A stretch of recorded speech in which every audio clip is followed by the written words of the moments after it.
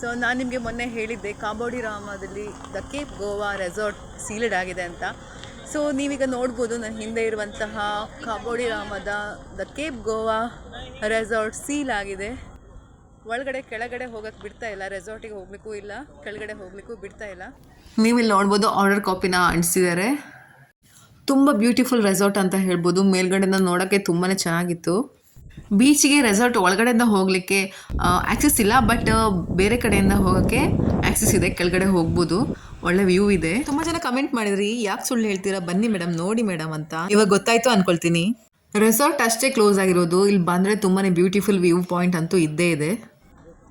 So ಇಲ್ಲಿಗ current situation ನೀವು ನೋಡಿದರೆ ಅಲ್ಲಿ ಹೋಗಿ ಫೋಟೋ ತೆಗಿಯೋಕ್ಕೆ ನಾವು ಕಾಬೋಡಿ ರಾಮ ಬೀಚ್ಗೆಲ್ಲ ಹೋಗಿ ಬಂದಮೇಲೆ ರಿಟರ್ನ್ ಬರ್ಬೇಕಾದ್ರೆ ನಾವು ನೋಡಿದರೆ ಈ ಥರ ಫೈರ್ ಸೇಫ್ಟಿ ಸಿಲಿಂಡರ್ ಎಲ್ಲ ಇಟ್ಟಿದ್ರು.